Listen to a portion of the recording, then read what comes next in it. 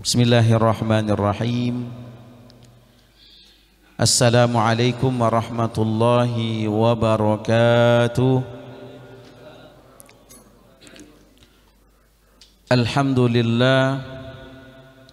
Alhamdulillahi rabbil alamin. Wassalatu wassalamu ala ashrafil anbiya'i wal mursalin, nabiyyina Muhammadin sallallahu alaihi wasallam wa ala alihi wa ashabihi wa man tabi'ahum bi ihsanin ila yaumiddin. Amma ba'du. Yang kami hormati pengurus Masjid Baitur Rahman Bang Raya, para alim ulama, cerdik pandai, hadirin wal hadirat, jamaah salat subuh yang dimuliakan Allah Subhanahu wa taala.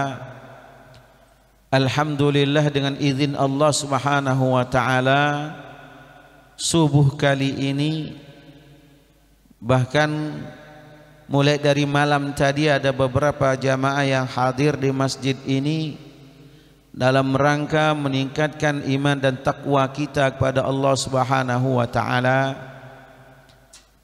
Mudah-mudahan amal ibadah yang kita lakukan selama bulan Ramadan ini diterima oleh Allah Subhanahu wa taala dan merupakan sebagai tabungan akhirat kelak yang insya Allah nanti akan kita nikmati setelah kita kembali kepada Allah Subhanahu wa taala.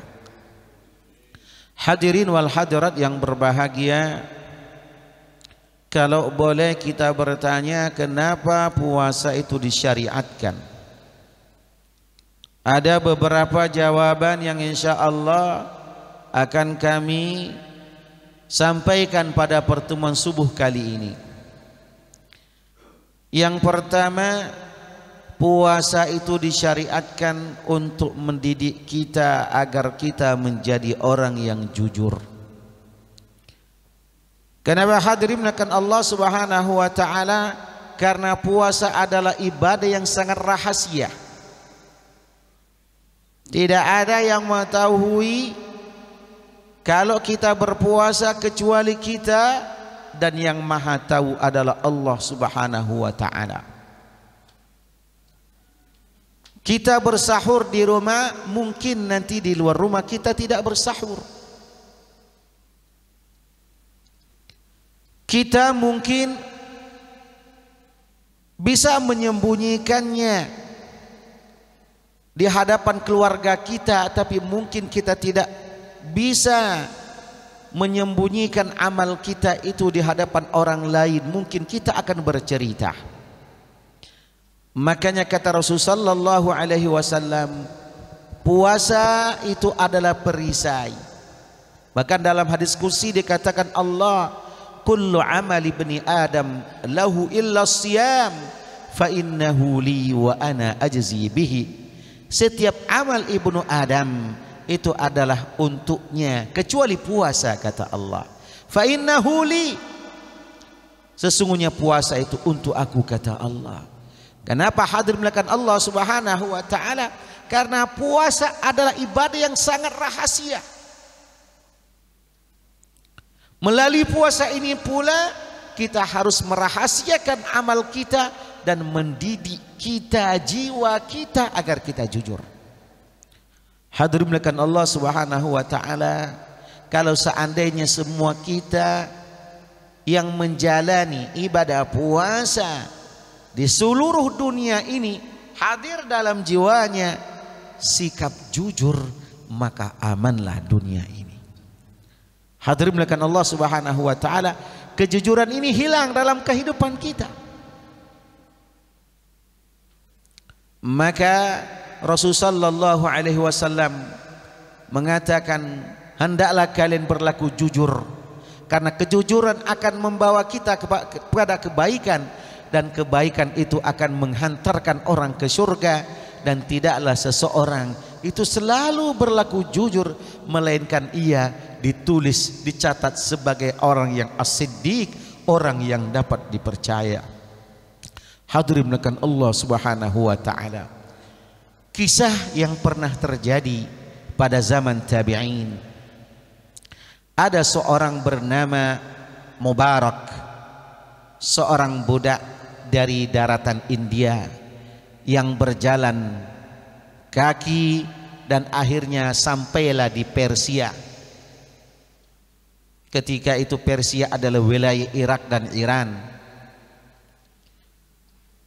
Suatu ketika ia sampai di perkebunan, ia duduk di depan kebun itu, dan ketepatan hari itu orang yang punya kebun, seorang hakim yang baik, seorang hakim yang kaya raya, bertanya kepada orang tersebut, "Fulan, kenapa engkau di sini?" "Wahai tuan, saya berasal dari daratan India. Saya datang ke sini hanya untuk bekerja dan mencari ridha Allah Subhanahu wa taala." Kata orang tersebut, kata hakim tersebut, "Maukah engkau menjadi penjaga kebun saya?" Hadirin melakukan Allah Subhanahu wa taala, beberapa bulan setelah pembicaraan itu, hamba sahaya tersebut berdiam di kebun selama beberapa bulan. Dan apa yang terjadi di tengah rumah sang hakim tersebut, karena di waktu itu sang hakim mencari jodoh untuk sang anak. Hadirin melakukan Allah, anak pejabat datang mau ngelamar, tapi sang orang tua dan si putri ini belum ada niatan untuk menerima lamarannya. Anak bangsawan pun demikian datang, bahkan ada di antara mereka yang sudah membawa hadiah agar anaknya dan orang tuanya si hakim mau menerima lamaran mereka. Ternyata sang anak, si putri cantik jelita, tidak juga menerima. Kenapa? Hatinya belum menerima terhadap apa yang ia lihat. Pusinglah orang tuanya si hakim tersebut, berdoa kepada Allah Subhanahu wa taala, "Wahai Allah, tunjukkan kepada aku siapakah nanti yang akan menjadi pendamping anakku ini." Subhanallah. Hadirin, setelah beberapa saat si hakim ingin sekali berangkat dan melihat situasi kebunnya yang ia titipkan dengan seorang budak bernama Mubarak. Setelah sampai di sana, si hakim bilang sama Mubarak, "Mubarak, tolong engkau petikkan beberapa tangkai anggur tersebut, aku ingin menikmatinya." Diambilkan oleh Mubarak, "Ini tuan, silakan dimakan." Ternyata setelah dimakan, anggur tadi asam, kurang enak. Apa kata si hakim? "Mubarak, aku minta kepada engkau agar engkau mendatangkan kepadaku anggur yang nikmat, yang lezat. Coba kau ambilkan tangkai yang lain dari pohon yang lain." Ngambillah Mubarak tersebut, ia petikkan anggur tadi. Setelah ia petik, ia berikan kepada si hakim, si pemilik kebun. Setelah dikasihkan dan dimakan, kok ternyata rasanya sama saja. Coba kau carikan lagi. Sampai ketiga kali jemaah melakukan Allah Subhanahu wa taala, ternyata yang diambilnya itu rasanya mirip-mirip saja. Sampai kemudian hakim bilang begini, "Mubarak, sudah berapa bulan engkau tinggal di sini? Masa bahasa kitanya kau tidak tahu yang mana anggur yang paling lemah?" Uji Mubarak, "Mohon maaf tuan, tuan hanya memerintahkan kepada saya untuk menjaga kebun ini. Tuan tak satu patah pun mengatakan silakan engkau makan, silakan engkau nikmati dari pohon-pohon anggur ini, dari buah-buahnya." "Wahai tuan, mohon maaf, semenjak saya datang ke sini, saya tidak pernah makan dari anggur itu karena tidak ada izin dari engkau, wahai tuan." Allahu Akbar. Men kita Pak haji mumpung gitu Pak ya. Subhanallah, mendengar ungkapan hal yang demikian, si hakim bilang begini, "Nah, ini yang cocok untuk menjadi menantuku." Hadirin, seorang hakim memiliki anak putri cantik jelita, keturunan bangsawan yang tidak menemukan jodohnya, tapi ia mendapatkan ciri-ciri dari si Mubarak. Kalau begitu nak, kau mau nggak menikah dengan anakku? Wahai Tuhan, siapalah aku ini Tuhan? Aku ini Tuhan seorang budak, lihatlah kulitku tak bagus seperti kalian. Kulitku hitam wahai Tuhan. Aku pun tak punya status wahai Tuhan. Aku pun orang yang hanya sebagai pekerja yang Tuhan suruh di sini. Mana mungkin aku harus menikahi anakmu yang katanya sangat cantik, rupawan itu, dan anak dari bangsawan. Wahai Mubarak, kata hakim, sungguh ciri-ciri yang diinginkan oleh anakku itu ada pada dirimu.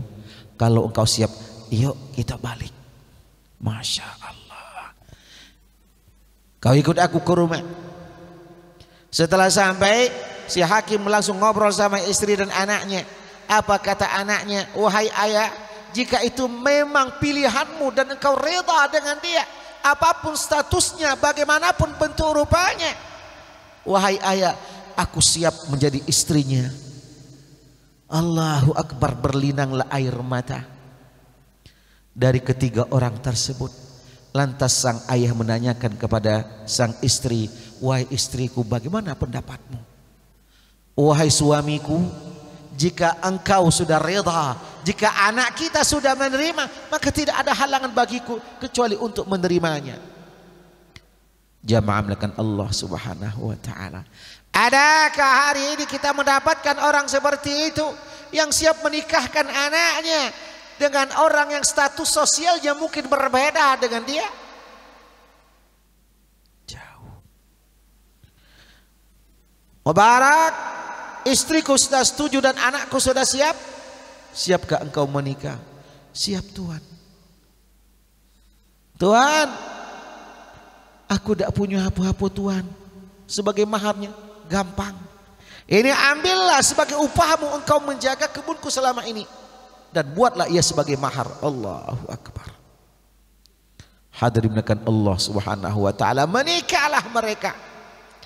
Dan setelah setahun menikah, diberi ini diberi itu oleh sang ayah, lahirlah seorang anak laki-laki yang kemudian diberi nama dengan siapa? Abdullah bin Mubarak, seorang ulama terkenal. Subhanallah. Ulama terkenal yang namanya masyhur pada zamannya. Bahkan para imam-imam besar pun belajar dari Abdullah bin Mubarak. Hadirin menekan Allah Subhanahu wa ta'ala. Buah dari kejujuran dibalas oleh Allah Subhanahu wa ta'ala dengan sesuatu yang Masya Allah, dari sisi dunia tiada taranya dari sisi Allah, apalagi kelak di akhirat. Pribadi-pribadi seperti ini yang sebenarnya kita butuhkan. Hadirin menekan Allah, kejujuran ini hilang dalam kehidupan kita. Kita mungkin bisa jujur dengan orang lain, tapi kita bisa saja tidak jujur terhadap diri kita. Bahkan terkadang kita tidak jujur di hadapan Allah Subhanahu wa ta'ala dengan mengatakan, wahai Allah, tidak apa-apa Allah, aku tidak jujur kepada engkau. Aku tahu ya Allah, engkau adalah Ghafurur Rahim, engkau maha pengampun, maha penyayang, engkau pasti akan menerima taubatku. Tidak jujur kita dengan Allah. Hadirin menakan Allah Subhanahu wa ta'ala. Maka melalui puasa ini, mari kita didik diri kita agar kita menjadi orang-orang yang jujur, orang-orang yang dicintai oleh Allah Subhanahu wa ta'ala. Maka orang yang jujur dikatakan oleh Allah Subhanahu wa ta'ala, ulaika alladhina an'ama Allahu alaihim minan nabiyyin was-siddiqin wasyuhada was-salihin wa hasuna ulaika rafiqa. Mereka-mereka orang-orang yang jujur itu, Masya Allah, disebut oleh Allah Subhanahu wa ta'ala dalam satu penggalan ayat. Mereka itulah orang-orang yang mendapatkan nikmat dari Allah Subhanahu wa ta'ala. Bahkan as-siddiqin akan bersama para nabi-nabi Allah Subhanahu wa ta'ala. Hadirin akan Allah, mari kita didik diri kita untuk jujur terhadap diri kita, jujur terhadap anak dan istri kita, jujur terhadap masyarakat kita, dan lebih lagi jujur kepada Allah Subhanahu wa ta'ala. Yang pertama, kenapa puasa itu disyariatkan? Yang kedua, karena puasa mengajari kita agar kita merahasiakan amal ibadah kita, agar kita jangan berbangga dengan amal ibadah yang pernah kita lakukan. Hadirin akan Allah Subhanahu wa ta'ala, salat kita tak bisa merahasiakannya dengan orang lain, tapi jaga hati kita agar kita selalu dalam keadaan ikhlas. Zakat kita pun terkadang tak bisa menyembunyikannya dari orang lain, tapi jaga hati kita dari keikhlasan kepada Allah Subhanahu wa ta'ala. Sedekah kita pun tak bisa terkadang merahasiakannya, bahkan mungkin dengan congkak dan pongahnya kita pamerkan sedekah kita di hadapan orang lain. Kita berusaha untuk menjaga hati kita agar selalu ikhlas. Umrah sungguh sangat tidak bisa kita merahasiakannya dari orang lain. Terkadang tetangga kita tidak tahu, saudara kita tidak tahu, sahabat kita tidak tahu, tiba-tiba muncul upload Facebook, alhamdulillah hari ini sudah selesai melaksanakan ibadah umrah. Hadirin, bisa saja ketika banyak komen, banyak komentar, ada rasa bangga. Nih gue nih berangkat umrah, mahal nih Ramadan, umrah Ramadan. Yuk nanti tahun depan kita sama-sama ya. Hadirin akan Allah, keikhlasan mungkin akan terganggu. Haji, apalagi haji, kita mungkin tak bisa menyembunyikannya. Jauh sebelum itu kita lah sedekah. Ada apa ya? Lah ngajak orang sedang-sedangan, keluarga kita kumpulkan, berbanggalah kita. Ya Allah, alhasil hampir tidak ada amal ibadah yang pernah kita lakukan kita rahasiakan, kita beberkan semua, kita perlihatkan semua kepada orang lain. Tapi puasa, hadir melakukan Allah mengajari kita agar kita merahasiakan amal puasa kita dari orang lain. Cuman kadang-kadang Pak, setan lah pacak pulau. Jauh jinya ngah, kau ngantuk ikan ni jauh. Malam tadi sahur jam 3:30. Pak Padlah ikut pulau jinya jam 3:30 lah sahur jinya nah. Dah baik. Oh jinya puasa. Besok lesu dan ngapo jinya kita. Oi jauh jinya. Maklumlah puasa lesu. Tak kati orang tadi tahu bu Pak kalau dia puasa, kecuali dia nyampaikan tadi. Ya Allah, sampai puasa pun terkadang kita tidak bisa merahasiakannya. Yuk kita rahasiakan ibadah puasa kita. Biarlah Allah yang tahu kalau kita puasa dan diri kita hadir belakang Allah Subhanahu wa ta'ala. Maka hadirin, puasa dan ibadah yang lainnya pada intinya sebenarnya mengajarkan kita untuk merahasiakan amal kita. Makanya Abu Bakar As-Siddiq radhiyallahu anhu, setiap kali beliau berjumpa para sahabat langsung bilang begini, Masya Allah, Abu Bakar inilah sudah ini. Apa ujar Abu Bakar? Allahumma ja'alni khairam mimma yadhunnun. Ya Allah, jadikan aku lebih baik apa yang mereka sangkakan. Man kita lagi dak katik dia adu-adu kan? Nah itu baik bu. Oi kau nih hebat nian malam tadi ya. Tahajud ke malam tadi. Oh itu tuh baru dikit. Man biasanya jam 1 aku lah bangun. Tahajud ujinya. Ya Allah. Setan tadi pandai Bapak Ibu menggoda kita. Tidak. Ya Allah. Dan ini perasaan ini hadir belakang Allah Subhanahu wa taala tidak hanya mengenai kita, tapi bisa mengenai orang-orang yang levelnya mungkin secara ya Allah tingkat keibadahannya, ibadahnya pada Allah Subhanahu wa taala lebih tinggi, itu bisa merasuki mereka. Berbangga dengan amal ibadah yang pernah dilakukan.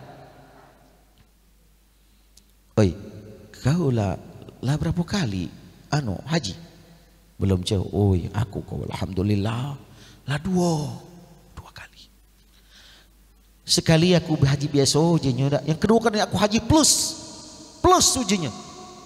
Kau tahu tak? 265 juta. Idaklah kanco kita tadi nanggap kita edak Pak ya. Ujinya bukan lawan nih kau nih edak.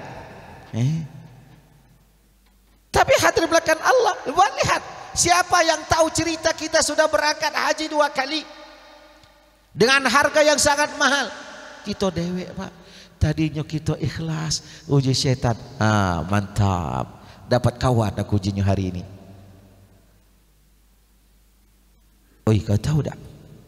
Ini hari 13 ujinya Ramadan. Kalau berapa kali khatam? Oi baru 2, kita baru 2 juz. Wah alhamdulillah. Hari ke-13 inilah 3 kali aku khatam, 3 kali ujinya. Masya Allah. Yang tadinya dia ikhlas akhirnya tidak ikhlas. Hadirin belakang Allah. Suatu ketika Imam Abu Hanifah radhiyallahu anhu ketika beliau keluar dari rumah dan berjalan-jalan di kota Baghdad. Tiba-tiba beliau bertemu dengan anak-anak kecil. Imam, ngapo matumu bercelak ujinya? Apa kau nak menyembunyikan kalau malam tadi kau beribadah pada Allah Subhanahu wa taala? Tidak nak, uji Imam Abu Hanifah. Taulah kami kau tuh setiap malam beribadah wahai imam, kau imam yang besar. Balik Imam Abu Hanifah ke rumahnya nangis. Ya Allah, ternyata orang nyangkakan kepada kita, kepada saya katanya adalah orang yang setiap malam beribadah kepada Allah. Nangis Imam Abu Hanifah. Men kita, iya nak, bapak ini tiap malam ibadah tahajud nak. Masya Allah nak, bapak ni lah tak katik lagi pikir kecuali syurga tu lah nak. Allahu Akbar. Kok diomong-omongin gitulah. Pak Maka rahasiakan amal kita. Biarlah yang tahu ini orang tahu tidak masalah, tapi kita berusaha merahasiakan amal kita.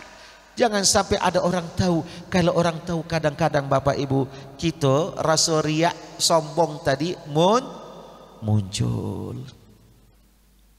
Suatu ketika terjadilah hal yang mungkin tak diduga oleh Abdullah bin Mubarak. Kalau tadi kita bercerita tentang ayahnya, sekarang kita akan bercerita tentang anaknya, seorang imam yang besar. Setelah selesai melaksanakan ibadah haji, tiba-tiba Abdullah bin Mubarak istirahat, berbaring beliau begini sambil mengatakan, alhamdulillah sudah selesai ibadah haji yang aku lakukan.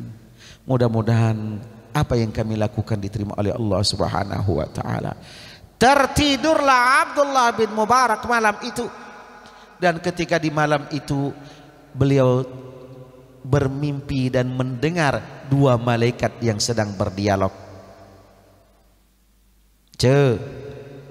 Kau tahu tak berapalah jumlah orang haji tahun ini nih, tahun ini nih, orang bahasa Pak Haji Padlah itu. 600.000 ce. Wow, ujinya banyak. Tapi kau tahu tak dari orang yang berjumlah 600.000 itu berapa orang yang cuman hajinya diterima oleh Allah? Tidak tahu. baik malaikat ujinya.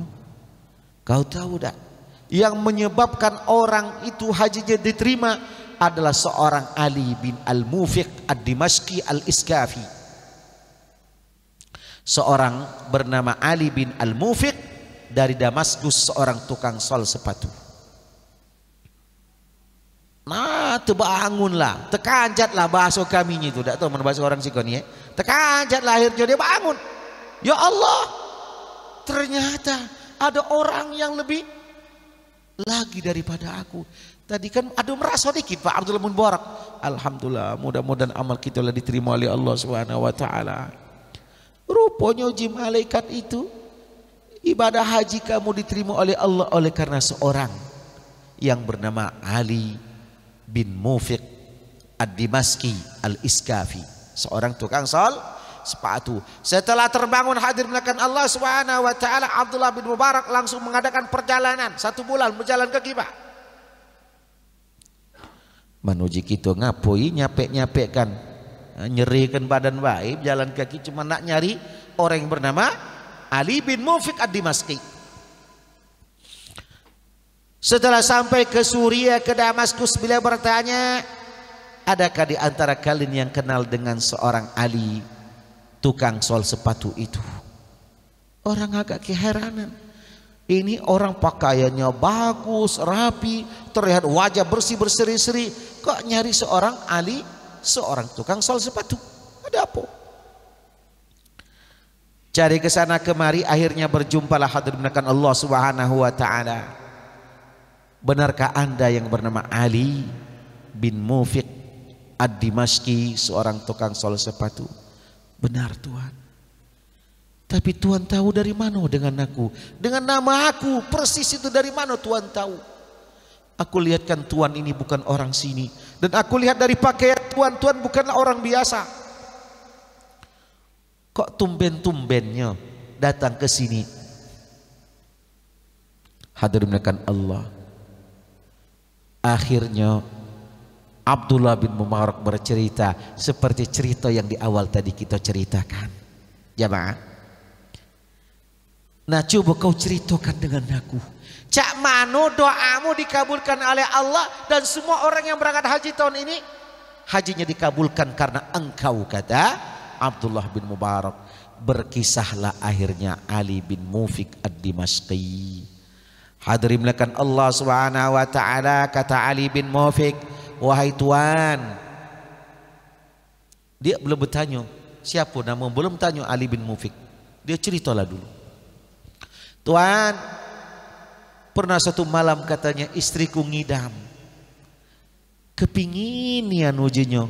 Ini malam hari lah nak jam 11-an tuh Bu. Man ngidam jam 11 malam pening kepala laki Bu. Lemak man ngidam ada di rumah. Ya.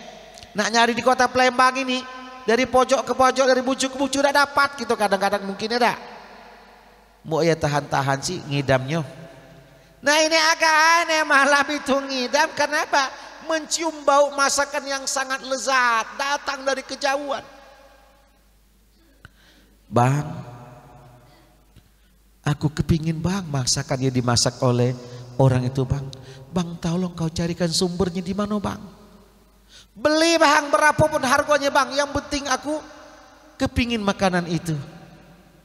Sayang demi cintaku padamu. Tidak marah dia. Man kita nih, kau nih tadi akal jam 11 malam nak ngidam minta ini ya dak. Sayang demi cintaku kepadamu wahai sayang, abang siap mencarikannya sayangku padamu. Wah senanglah istrinya. Pergi sang suami berkeliling kota, pada akhirnya berjumpalah dengan, boleh dikatakan bukanlah rumah, kayak tenda gitu Pak. Ternyata di dalamnya ada seorang perempuan bersama 5 anaknya. Setelah mengucapkan salam, minta izin masuk, Ali bin Mufiq bilang begini, wahai ibu, orang rumahku jenyo biniku lagi ngidam dan kepinginian masak masakanmu ini, makan masakanmu ini. Tolong bagi berapapun ujimu harganya ku bayar hari ini. Sang ibu bilang begini, Tuan, mohon maaf, ini daging yang kami masak, makanan yang kami masak ini halal bagi kami, haram bagi anda. Mulai dia bilang, cak mano dalam hati, halal bagi kamu, haram bagi kami. Ada bahasa kita, nak lemak di kau tak lemak di kami, ada. Ada. Berapapun akan aku bayar, berapapun akan aku bayar. Tidak Tuhan, daging ini, masakan ini halal bagi kami, haram untuk anda. Apa kata Ali bin Mufik? Emangnya ada kayak gitu? Suatu fatwa halal bagi seseorang, haram bagi seseorang. Wahai Tuhan, ceritalah ibu tadi, kami ini Tuhan lah 3 hari tidak makan. Tuhan, kamilah berkeliling Tuhan mencari kerjaan, mencari makan hari itu. Tak kati yang nganjuk kami Tuhan. Jamaah, 3 hari tidak makan. Kami keliling, akhirnya kami bertemulah di tengah jalan Tuhan. Ada hewan yang mati, kambing yang mati, ya. Dan itu kami ambil, kami bawa Tuhan. Kami masak Tuhan. Bangkai Tuhan. Ini halal untuk kami Tuhan, karena kami belum makan sama sekali. Dan aku sengaja Tuhan masak ini lama-lama Tuhan, agar anakku tertidur dan mereka tidak jadi makan ini. Cuman karena kelaparan tadi Tuhan, mereka dah baca tidur lah 3 hari dah makan. Neteslah air mata Ali bin Al-Mufik. Tidak banyak berkata lagi ibu-ibu melakukan Allah Subhanahu wa taala, akhirnya beliau pulang dan lari, ingin segera berjumpa dengan istrinya. Setelah sampai di rumah, wahai sayangku, ternyata masakan yang kau inginkan itu adalah bangkai. Itu dimasak oleh seorang ibu untuk kelima anaknya yang sudah 3 hari tidak makan. Wahai istriku, mana tabungan haji yang sudah aku persiapkan selama ini berjumlah 3.000 dinar. Hah? Memang itulah harganya 39 juta, itulah dekat-dekat itulah 3.000 dinar. Ya, pokoknya dapat haji, dapat hidup selama di sana. Akhirnya jamaah melakukan Allah Subhanahu wa taala, dibawalah tabungan itu semuanya tanpa tersisa. Dan setelah sampai ke sana, ibu, ini tolong terima dari kami wahai ibu. Jumlahnya lumayan, buatlah untuk engkau tinggal dan gunakan sisanya untuk kehidupanmu dan untuk usaha. Hadirin melakukan Allah Subhanahu wa taala, duit tadi untuk dia berangkat haji. Ikhlas dia memberikan. Kata perempuan itu, ya Allah kabulkan semua yang menjadi keinginannya. Dan Abdullah dan Ali Al-Mufik Ad-Dimashqi pun berdoa, ya Allah, kalau itu memang ikhlas aku lakukan wahai Allah, aku siap wahai Allah.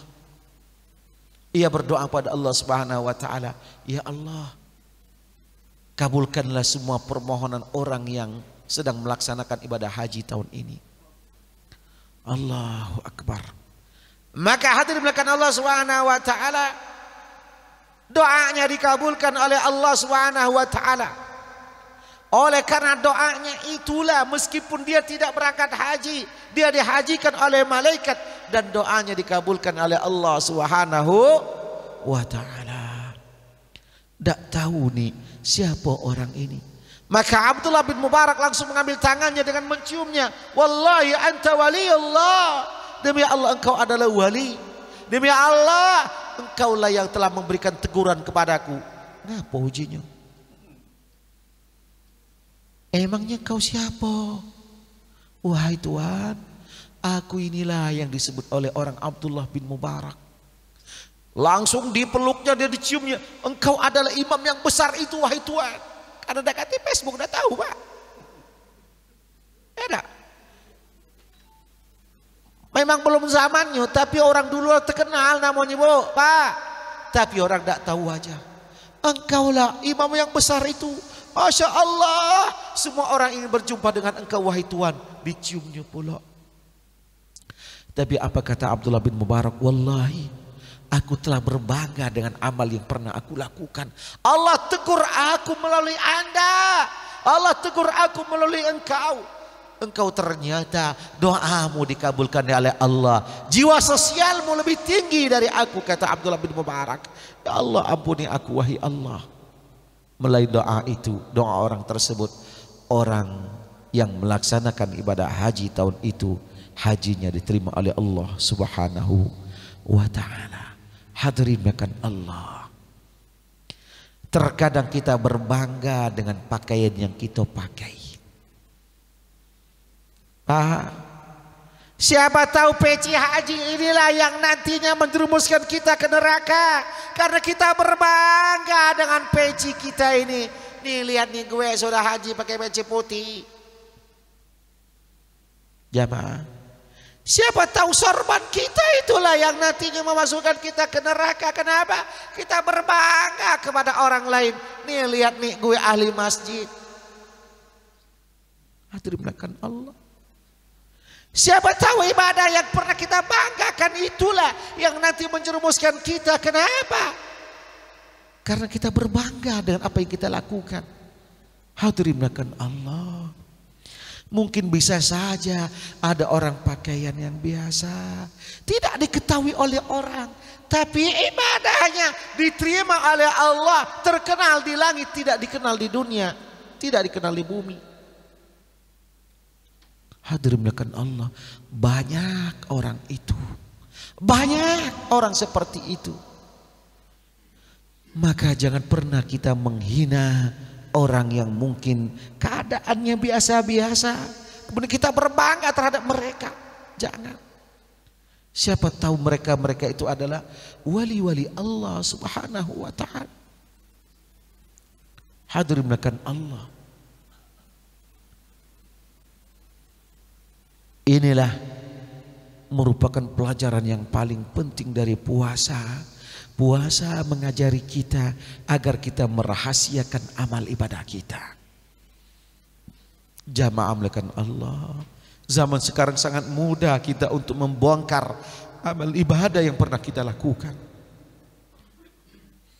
Kita berdonasi, kita pampang, kita pejeng, kita pajang di Facebook, kita donasi.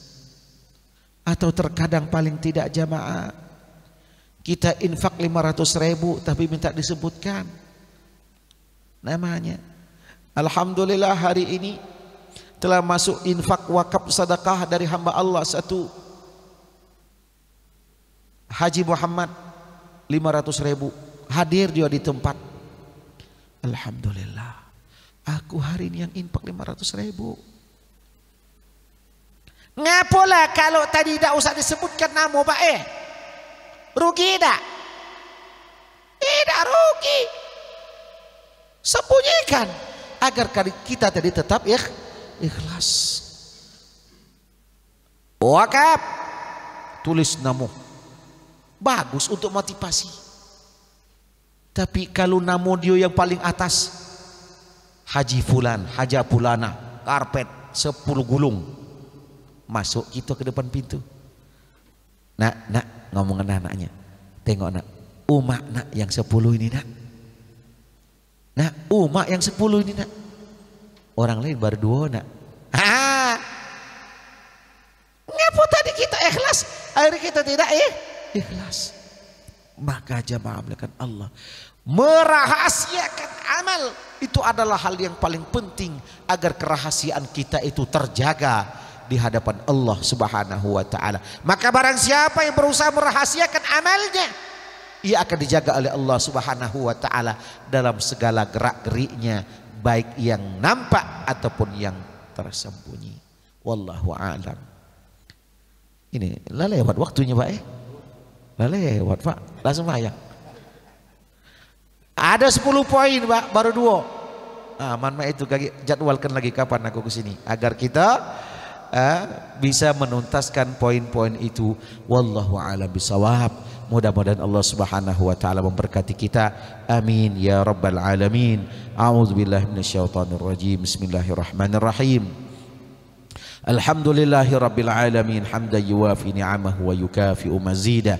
Ya Rabbana lakal hamdu kama yanbaghi li jalali wajhikal karimi wa 'azimi sultanik. Allahumma salli wa sallim ala nabiyyina Muhammadin wa ala alihi wa sahbihi ajma'in.